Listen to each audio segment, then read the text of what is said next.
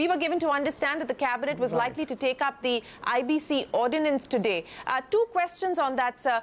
Was there a reason why the ordinance was not taken up? And, you know, people who are watching this development closely do seem to suggest that perhaps something is not right with the very architecture of the law, which is why we are going in for these constant revisions, which is causing confusion and uncertainty. How do you respond to that?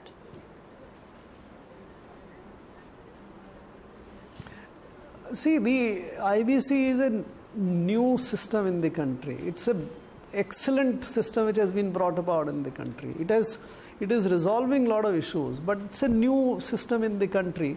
Some issues keep on coming up, and any responsible government must react to this and try to resolve them. That's what has been done by this committee, which has examined all those issues which came up in last couple of months, and very sound recommendations have been made to resolve those issues. So I don't think one can say that the fact that government is responding to the issues which come up with a new legislation is anything to indicate that the legislation in its broad main thirst is not adequate. I think in that respect that legislation remains to be fantastically good.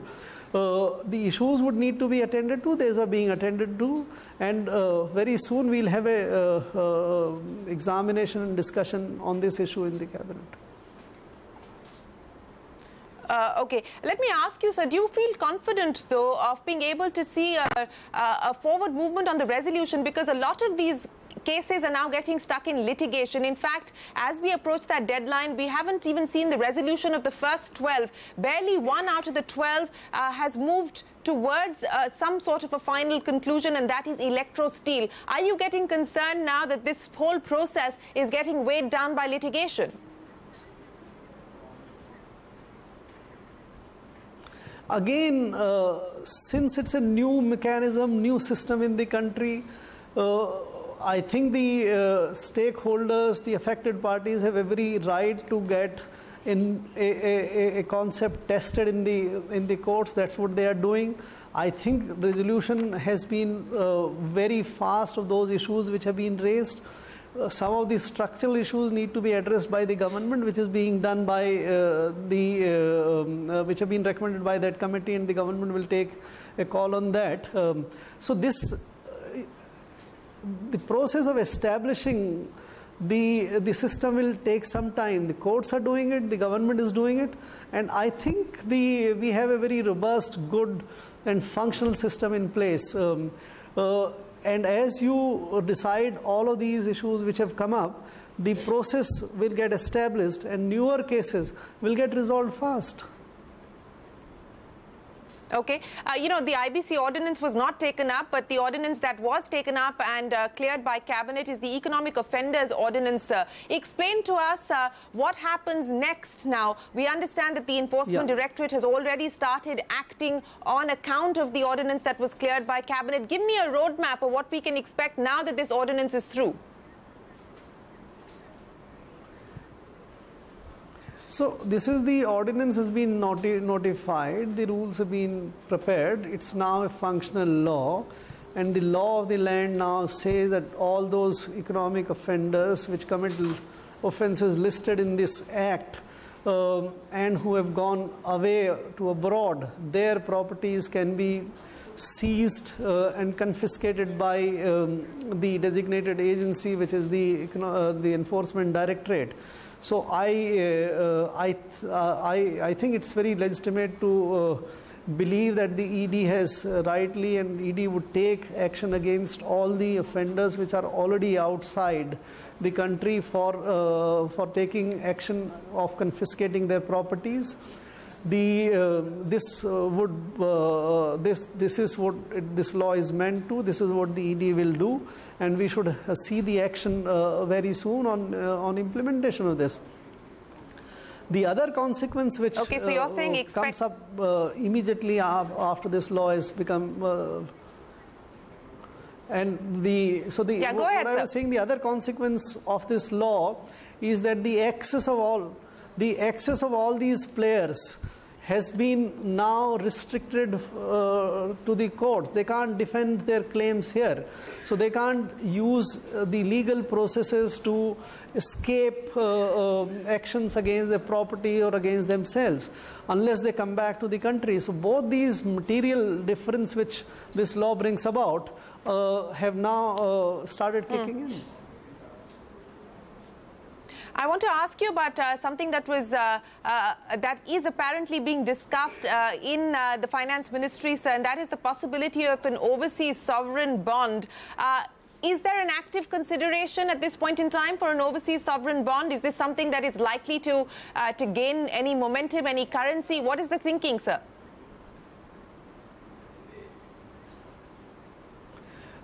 No decision has been taken. It's not likely to come anytime soon. It's not in our plans.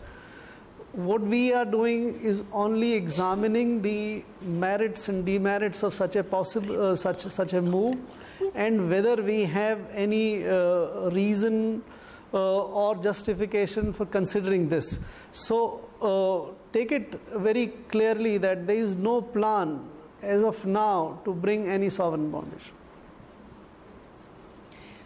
So you're saying unequivocally there is no plan as of now to bring in an overseas sovereign bond. That's a clarification coming in there from the Economic Affairs Secretary. Let me then move to ask you about one big worry, sir. You know, this was positioned as one of the growth drivers, even as far as the government's own projections were concerned, specifically in the economic survey. Exports, sir. The world economy is growing, but India's exports are decelerating. This has been raised as a concern by the MPC as well. What is going wrong as far as the export picture is concerned? Of course, some relief coming in because of where the rupee is today, but what is going wrong on the export front?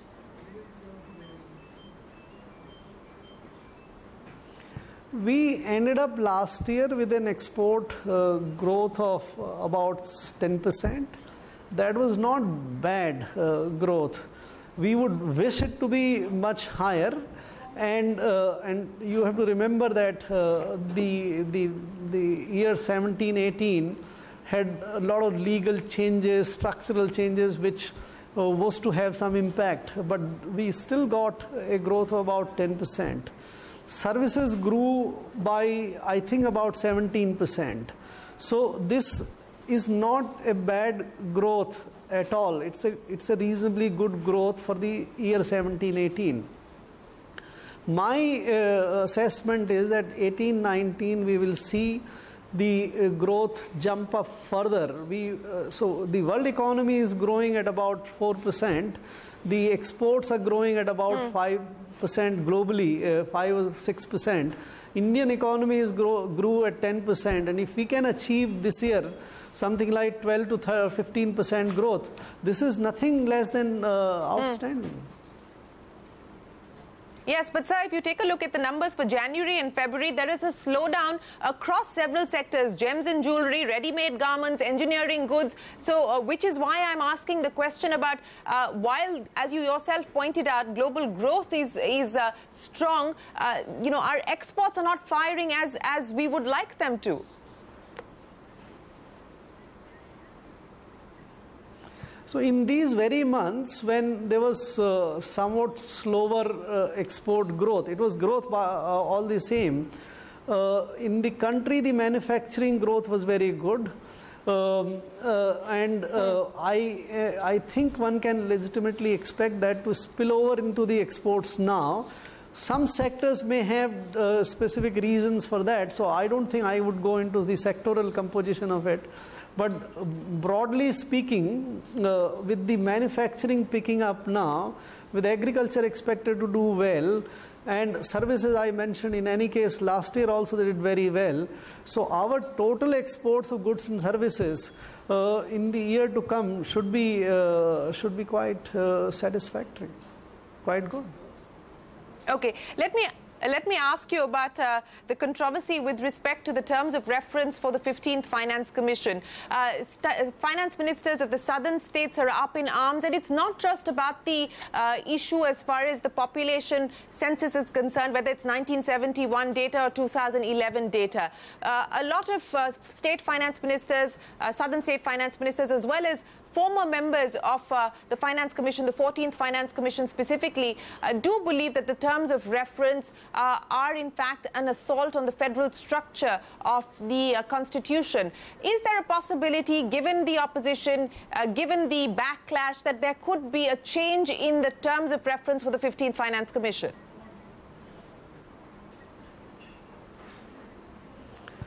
So you first mentioned about that it's no longer about the population issue. I think we had satisfactorily clarified that these are not imbalanced terms of reference at all.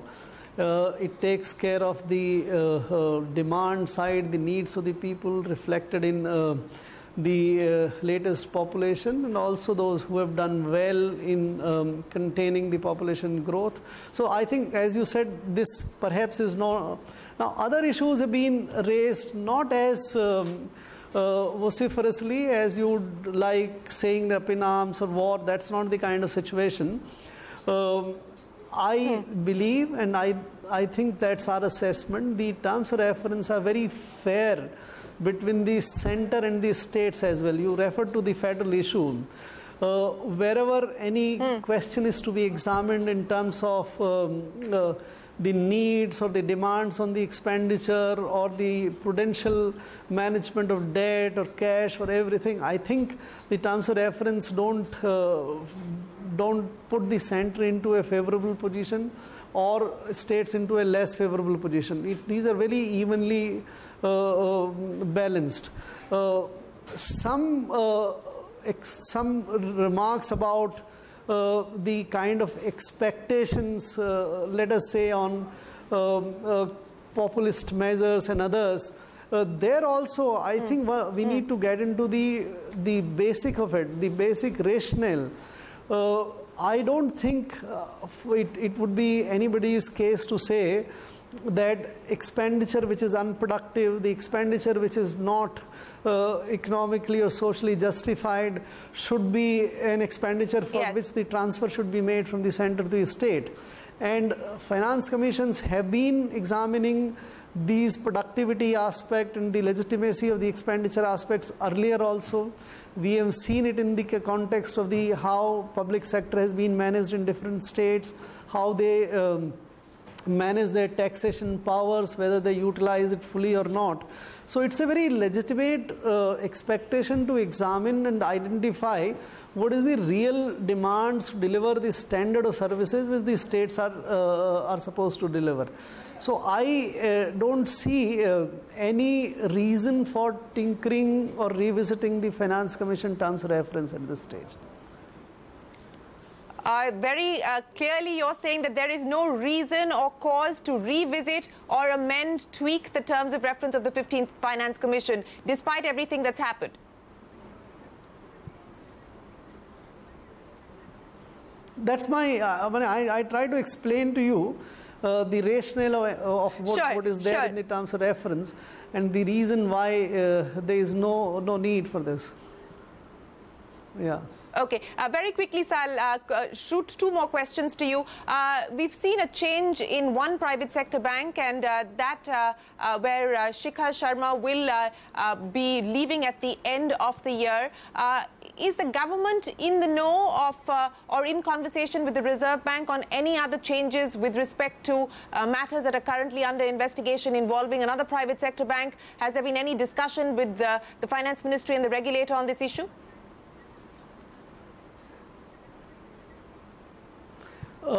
I won't claim any such knowledge. The least of, as far as the economic affairs is concerned, we are not in conversation about any of these issues.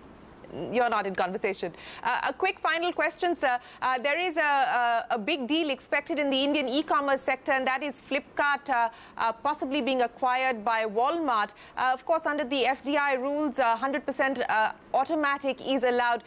Do you have a view? Does the Economic Affairs Department have a view on the possibility of Walmart acquiring Flipkart in India?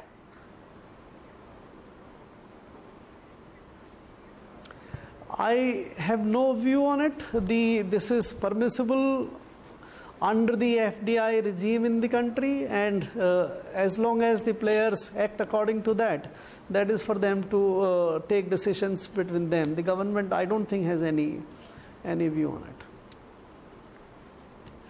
Mr. Garg, always a pleasure. Appreciate you joining us here on CNBC TV 18. Thanks very much for your time and for answering the many questions that we had for you. Appreciate your time here. So thanks very much indeed. With that, it is time for us to wrap up this CNBC TV 18 special. From all of us here, goodbye. Thanks for watching. Don't go anywhere. Another exclusive coming up.